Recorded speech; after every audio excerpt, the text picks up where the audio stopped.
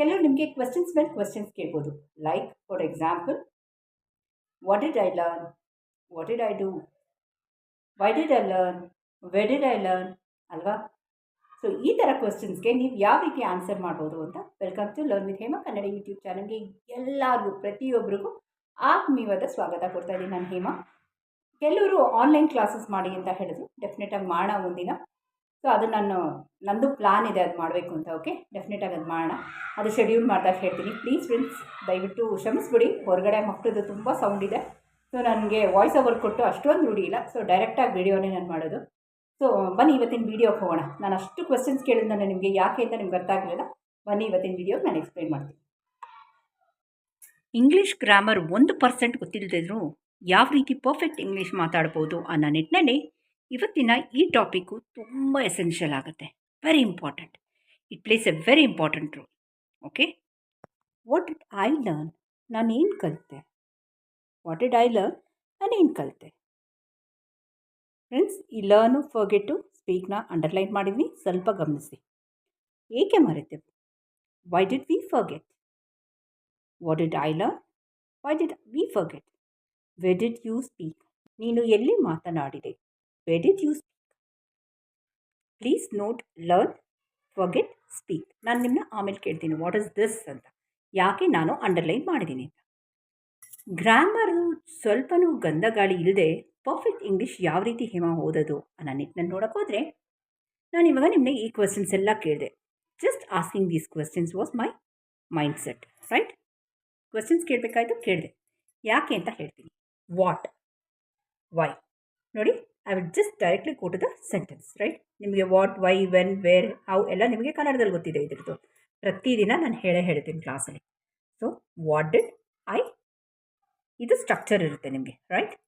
ವರ್ಬ್ದು helping verb ಮತ್ತು object, right? ಒಂದು verb ಕೊಟ್ಟಿದ್ದೀನಿ, ಲರ್ನ್.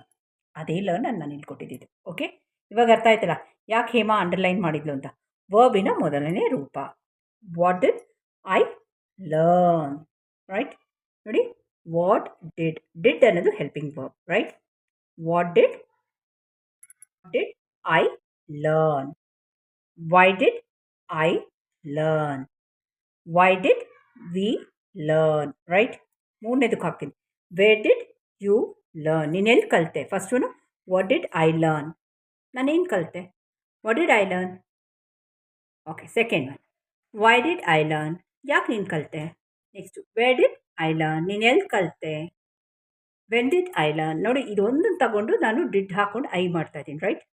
ಲರ್ನ್ ಹೆಲ್ಪಿಂಗ್ ವರ್ಬು, ವರ್ಬ್ನ ಒಂದೇ ಮೂಲ ಹೇಳಿದ್ದೀನಿ, right?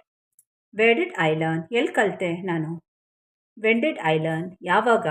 How did I learn, how did I learn, ಯಾಕೆ, ರೈಟ್?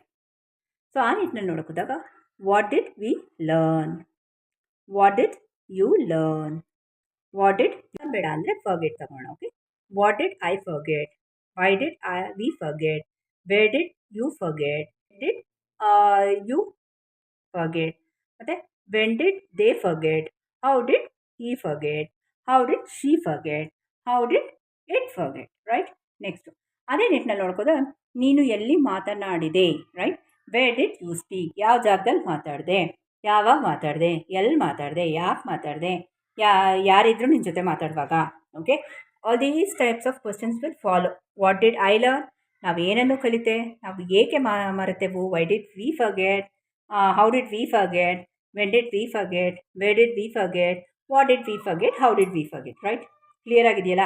ತುಂಬ ಜನ ಹೇಳ್ತಾರೆ ತುಂಬ ಬೇಗ ಹೇಳ್ಕೊಟ್ಬಿಡ್ತೀರಾ ಅಂತ. ನಾನು ಸ್ಲೋ ಆಗೇ ಹೋಗ್ತಾ ಇದ್ದೀನಿ ಫ್ರೆಂಡ್ಸ್.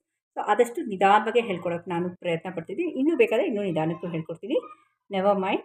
ನೀನು ಎಲ್ಲಿ ಮಾತನಾಡಿದೆ, right? Where did you speak, how did you speak, when did, ನೋಡಿ ವೇರ್ ಹಾಕ್ಕೊಂಡು ಬಾ, ನೋಡಿ ಇಲ್ಲಿ ವೇರ್ ಹಾಕ್ಕೊಂಡಿದ್ದೀನಿ. How did you speak, when did you speak, why did you speak, what did you speak. Am I right? Next what did I learn, first one what ಹಾಕ್ಕೊಂಡಿದ್ದೀನಪ್ಪ,